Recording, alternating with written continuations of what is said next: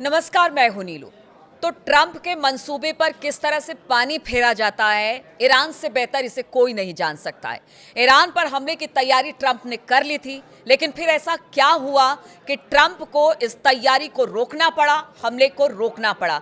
वो क्या वजह थी, किसकी वजह से कहा गया कि एक होटल को निशाना बनाने के लिए भी ईरान तैयार हो गया? क्या है पूरी खबर, किस तरह से जानकारी से लेकर मिल रही है? बातचीत करने के लिए मयंक मेरे साथ जुड़ गए हैं।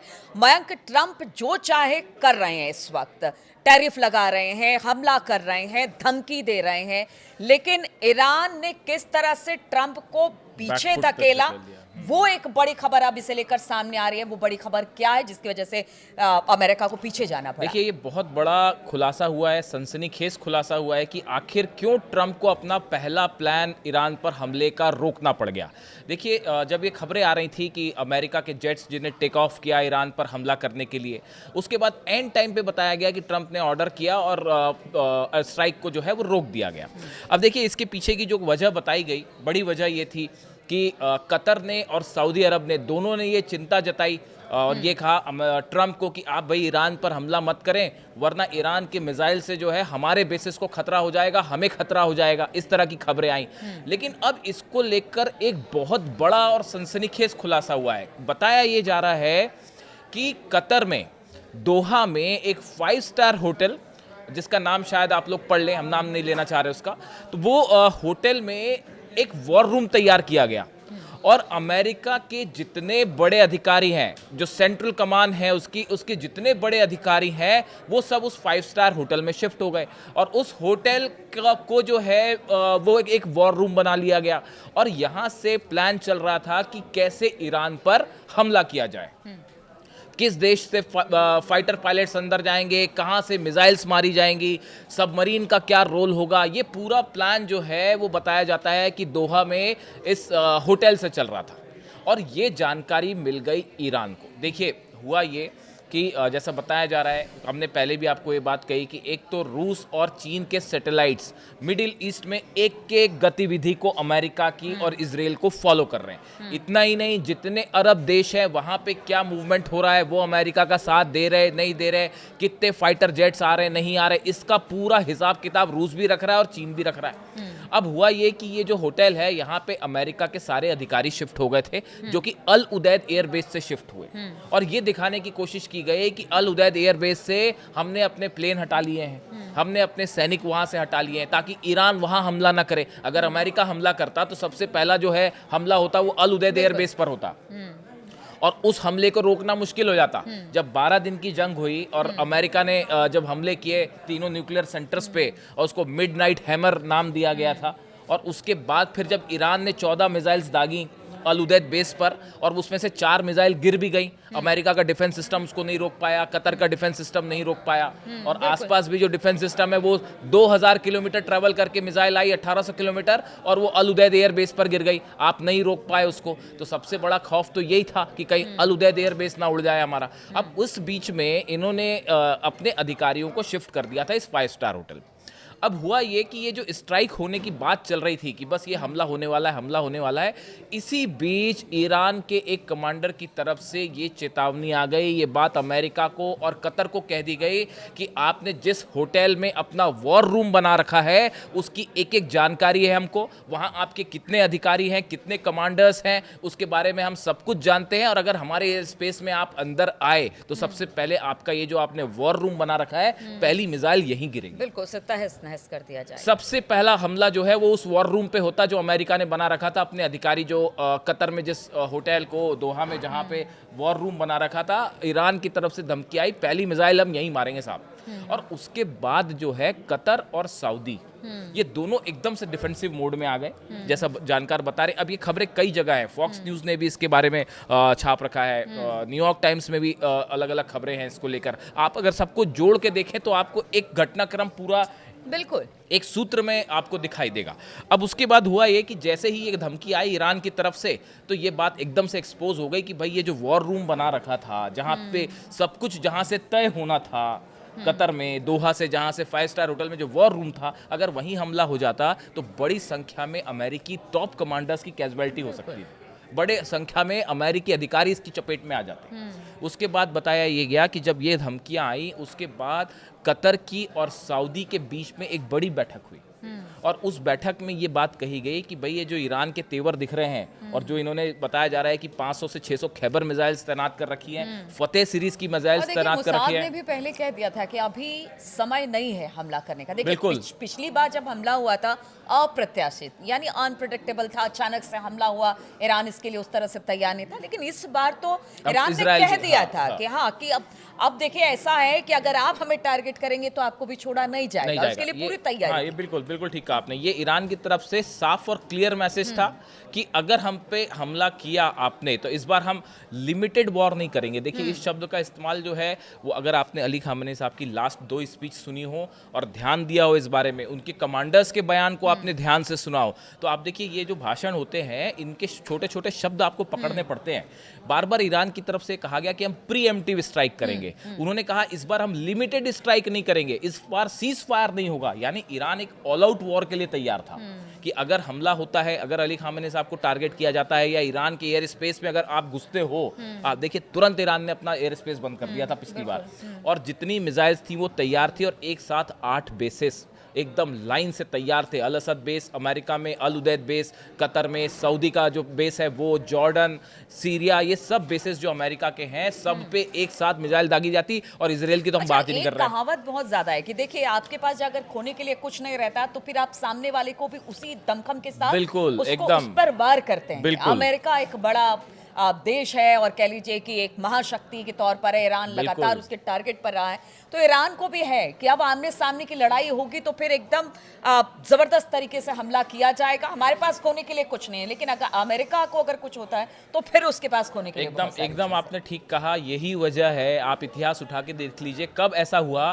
कि अमेरिका को अपनी फोर्सेस वापस बुलानी पड़ गई इराक से। बताइए कब ऐसा हुआ? कभी इतिहास में हुआ ऐसा कि यहाँ ऑपरेशन होने जा रहा है ईरान पे, इराक से जो है अल असद बेस खाली करना पड़ गया?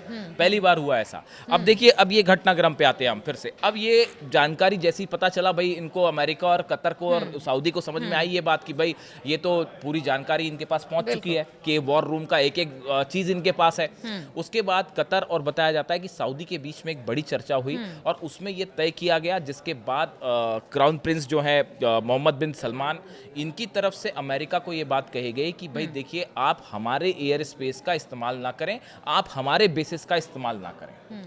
अगर आपने हमारे बेसिस का इस्तेमाल किया, जो बताया जा रहा है कि जो सऊदी की तरफ से मैसेज दिया गया कि अगर आपने ईरान पर हमला किया इस हालात में तो मिडिल ईस्ट में एक इतनी बड़ी जंग छिड़ जाएगी जो यहाँ सब कुछ तहस नहस कर देगी। और वो जब उसके बाद तो फिर ये थोड़ी ना देखा जाएगा कि सऊदी किसके साथ है और यूएई किसके साथ, जो अमेरिका के साथ वो सब ईरान के दुश्मन। और ईरान ने भी ये बात साफ साफ कह दी थी सऊदी को कि देखिए हम आप पे हमला नहीं करना चाह रहे, हम यूएई पे हमला नहीं करना चाह रहे, हम सीरिया, जॉर्डन, किसी भी, कतर, कहीं हम हमला नहीं करना चाह रहे, लेकिन अगर आपने अमेरिका को अपना एयर स्पेस दिया, अपना बेस दिया, तो मजबूरन हम आपको हमला करना पड़ेगा और हम सोचेंगे नहीं इसमें। ये बात टॉप अधिकारियों की तरफ से ईरान के कह दी गई थी इन सब देशों को, अरब देशों को। यहाँ से पलट गया खेल। यहाँ से सबसे पहले तो ये जो वॉर रूम वाली बात सामने आ गई कि भाई 5 स्टार होटल उड़ाने के लिए ईरान तैयार बैठा है। सब अमेरिकी अधिकारी जो है सीधा टारगेट पे आ गए सेंट्रल कमांड के, उनको फिर पहले वहाँ से खाली करवाया गया। बताया जाता है कि वो आनंद वानंद में जो 5 स्टार होटल में जहाँ पे वॉर रूम बना हुआ था सो कॉल्ड, उसको वहाँ से खाली करवाया गया। सब अधिकारी को वहाँ उल्टे पर भगाया गया कि भाई पहले आप ही खाली करिए, वरना पता चला कि आप ही निशाने पे आ जाएं। वो खाली किए गए। सऊदी और कतर के बीच में बड़ी चर्चा हुई। ये कहा गया कि भैया आप जो है हमारे बेस का इस्तेमाल ना करें। उसके बाद फिर अमेरिका ने अपने प्लान बदले और ये हुआ कि फिर अब्राहम लिंकन जो एयरक्राफ्ट कैरियर है उसको बुलाया गया। उसके अलावा जो जॉर्ज डब्ल्यू बुश इनका एयरक्राफ्ट कैरियर है उसको भी डिप्लॉय किया गया। मेडिटेरियन सी की तरफ बढ़ रहे हैं और अगले 48 घंटे में दोनों पहुंच भी जाएंगे। यानी 48 घंटे बाद आप देखिएगा फिर से हालात इसमें जो है बदल सकते हैं। अब इसी बीच ट्रंप से पूछी गई ये बात, अब ये बात सब जगह लीक हो गई कि भाई ये तो हमले का प्लान था। ट्रंप से सवाल किया गया कि भाई आपने स्ट्राइक, आप कह रहे थे एक तो मदद आ रही है, मदद आपकी आई नहीं, आपने क्या प्लान बनाया था उसे चेंज क्यों किया, क्या कोई दबाव था? तो ट्रंप ने कहा कि नहीं, मेरे पे कोई दबाव नहीं था और मेरे पे सिर्फ अपना दबाव होता है, मैं खुद अपना फैसला लेता हूँ। इस तरह की बात इंटरनेशनल मीडिया में अगर मन कहा जाए तो लोग यही कह रहे हैं कि पीठ दिखाकर भाग गए ट्रंप। तो ये जो है हर जगह पर इस हाँ, तरह ये की बड़ा बातें। सेटबैक रहा। ये इससे एक ऐसा ओपिनियन, देखिए इससे मैसेज क्या गया, मैसेज इससे ये गया कि अमेरिका जैसा पावरफुल देश, अच्छा, ईरान में जिनको ये कहा जा रहा था, जिन प्रदर्शनकारियों को कि हमारी सेना पहुंच रही है, हमारी मदद, वो भी अपने आप को छला महसूस कर रहे हैं। बिल्कुल। अब ये देखिए, ये असल में ये कहानी सिर्फ इस बार की नहीं है। देखिए, ये जो पिछली बार इजराइल ने जो कतर पे हमले किए थे, दोहा में जो हमास के लीडर्स पर बिल्कुल। को टारगेट करते हुए जो हमले किए थे, वहां से अरब देशों को ये बात लगने लग गई थी कि ईरान जो कह रहा था वो सच कह रहा था, कि ये इजराइल जो है वो कभी भी आपको भी निशाना बना सकता है। ये बात बार बार ईरान की तरफ से अरब देशों को समझाई गई कि भाई इजराइल जो है वो आज हमसे जंग कर रहा है, कल को आपका भी नंबर आ सकता है। ये बात सबको कब महसूस हुई? जब इजराइल ने जो है वो कतर में जो है दोहा में स्ट्राइक्स करी और हमास के लीडर्स पे, वहां से जो है वो ये बात सबने महसूस की। अमेरिका इजराइल पर विश्वास करके अगर ये अरब देश ईरान का साथ छोड़ते हैं तो ये बड़ा नुकसानदेह तो हो ये सकता है। नुकसानदेह ये इस बार इनको महसूस हुई हाँ। और इसी वजह से सऊदी और कतर की तरफ से फिर बताया जा रहा है कि बाकी कई देशों ने भी ये बात कही कि भाई आप जो है हमारे एयर स्पेस का इस्तेमाल ना करें। उसके बाद सेकेंड प्लान पे अब जो काम चल रहा है, देखिए ईरान को अभी भी घेरने की तैयारी हाँ, चल रही है बिल्कुल, और है। बड़ी तैयारी चल हाँ, रही है। है। पूरे जहाज जो है, दोनों एयरक्राफ्ट कैरियर आ गए हैं। कई सारे ऐसे जहाज जो एयरक्राफ्ट कैरियर नहीं है, वो भी जो है उनको जो डिस्ट्रॉयर्स कहते हैं उनको, वो पहुंचने शुरू हो गए मेडिटेरियन सी में, रेड सी में आसपास आने शुरू हो गए। और इसके अलावा बड़ी संख्या में सैनिकों को भेजना भी शुरू हो गया। हाँ, क्योंकि व्हाइट हाउस की तरफ से आदेश, बयान हाँ, बयान आए आया। थे कि देखिए हमले का विकल्प अभी भी खुला हुआ है। बिल्कुल इस बिल्कुल। तरह की चीज़। तो ये जो बिल्डअप हो रहा है ईरान के चारों तरफ, ये बता रहा है कि अभी मामला जो है 48 घंटे बाद निकल के सामने आएगा कि क्या हो सकता है। और देखिए एक और बड़ी बात, इस बार ये सऊदी, कतर और बाकी जो देश हैं, इनकी तरफ से ये बात भी कही गई अमेरिका को कि पिछली बार के विरुद्ध इस बार जो है रशिया और चीन दोनों बड़ी मदद कर सकते हैं ईरान की। हाँ, आप इसको वेनेजुएला ना समझें कि वेनेजुएला पर हमला किया और वो एक देश चूंकि मेनलैंड से दूर है, हाँ, रशिया से, चाइना से, तो बिल्कुल, कोई मदद सही नहीं कर बात पाया। लेकिन ऐसा ईरान के साथ नहीं है, तो वेनेजुएला मत समझिए। और यहाँ से जो है ये जो 5 स्टार होटल में वॉर रूम बनाने वाली बात थी और जो ईरान के एजेंट्स को पता चल गई, ईरान की खुफिया एजेंसीज को पता चल गई, और वहाँ से जो है ये पूरा मामला पलटा और उसके बाद इन अधिकारियों को वहाँ से छोड़ना पड़ गया और यहाँ से पलट गया ट्रम्प का पहला प्लान। तो देखिए पहला प्लान तो ट्रंप का पलट दिया ईरान ने, जिस तरह से हमले को लेकर लगातार प्लानिंग अमेरिका की हो रही थी।